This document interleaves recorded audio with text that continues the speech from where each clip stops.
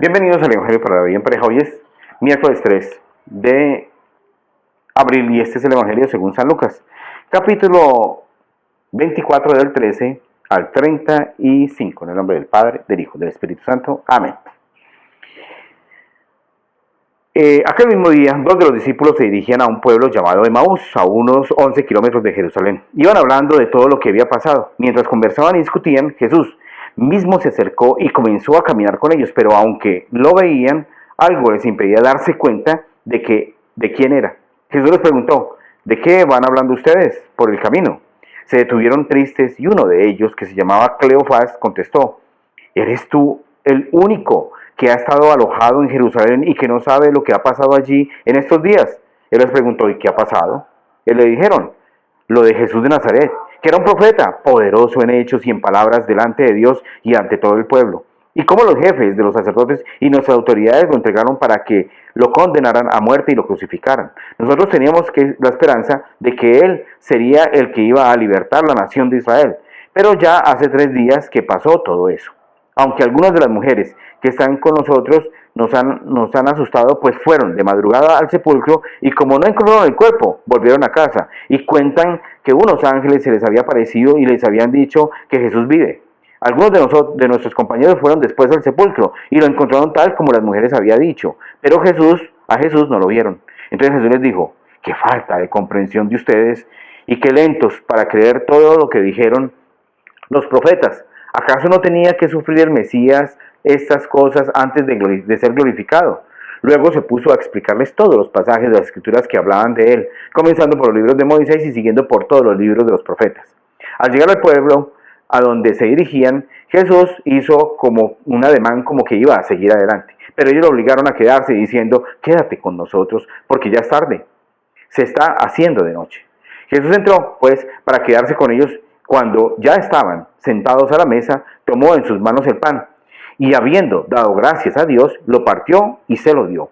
Y en ese momento se les abrieron los ojos y reconocieron a Jesús, pero él desapareció.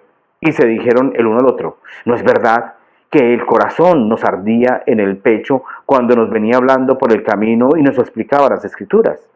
Sin esperar más, se pusieron en camino y volvieron a Jerusalén, donde encontraron reunidos a los 11 apóstoles y a sus compañeros, que les dijeron: de veras, ha resucitado el Señor y se le ha aparecido a Simón. Entonces ellos dos les contaron lo que habían pasado por el camino y cómo reconocieron a Jesús cuando partió el pan.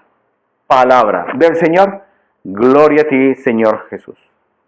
Ok, este pasaje lo puede entender, ¿sí?, desde la teología bíblica. Se puede entender únicamente en el catolicismo. De resto, los que no católicos no pueden entender.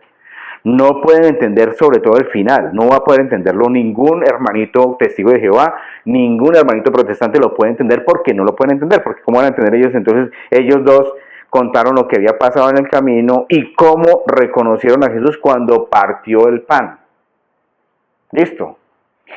Se dice una cosa aquí, es que aquí la palabra Eucaristía está muy claro porque se llama acción de gracias, ¿cierto? Y aquí dice, entonces Jesús entró, ¿cierto? Cuando estaban sentados a la mesa, tomó el pan y habiendo dado gracias a Dios, Eucaristía, acción de gracias a Dios, ¿sí? Entonces en la Eucaristía.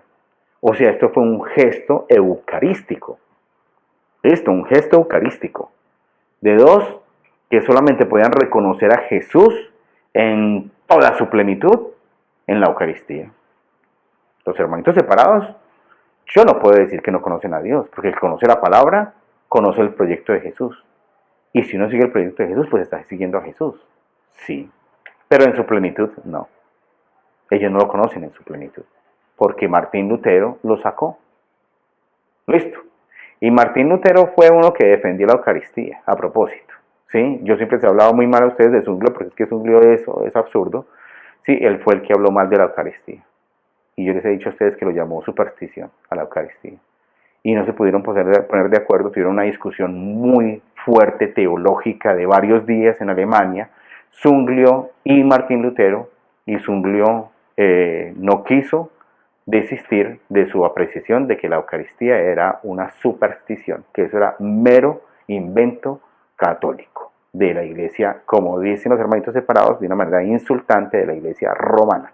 Ok, entonces eso lo pueden entender únicamente nosotros los católicos, podemos entender cómo es que se nos abre el entendimiento únicamente ante la Eucaristía.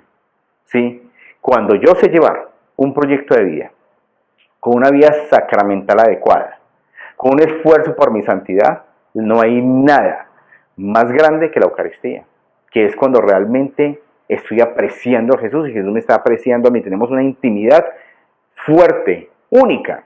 Yo no he entendido por qué mis hermanitos separados, que eran católicos, se fueron y después que se los explicaron no volvieron.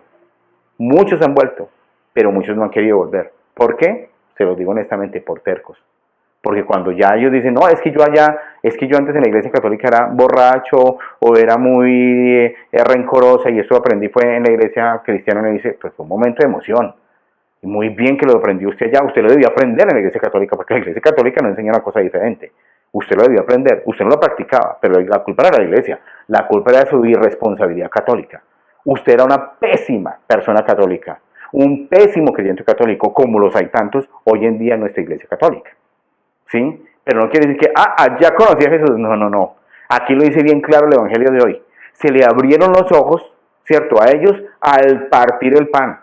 Es con la Eucaristía con que uno realmente puede apreciar a Jesús, puede apreciar. A nuestros hermanos les pasa lo que les pasó a estos muchachos que saliéndose de la iglesia de Jerusalén, ¿cierto? Y es que sí les saltaba el corazón, porque lo escuchaban hablar de él. Eso les pasa a ellos también. Sí, ellos también, su corazón se les alegra con las cosas de Jesús. Sí, y entonces también, sí, decían, con razón que, pero no se les puede abrir el entendimiento del todo, la visión del todo, la presencia de Jesús del todo, sino únicamente con la Eucaristía, que es una bendición que tenemos nosotros, los católicos. Sí, estos hermanitos de Emaús Emaús quiere decir camino errado. No debieron haberse salido de Jerusalén. No debieron salirse de su iglesia, no debieron salirse de su fe, ¿cierto? No debieron salirse de lo que Jesús les había dado la orden. Quédense por favor ahí. No le hicieron caso. Iban para Emaús. ¿Por qué? Por desubicados, por tristes, porque tenían su vida alterada. Y sí, tuvieron un encuentro con Jesús, pero estaban en el camino errado. Y Jesús les dijo nuevamente para allá. Si se devuelven, eso fue lo que hicieron ellos. Muy obedientemente salieron y ya no siguieron para Emaús, sino que volvieron a Jerusalén, a su iglesia. Muchos hermanitos de nosotros separados se fueron para Emaús y se les ha dicho y siguen camino a Emaús, o ya llegaron a Emaús. Listo.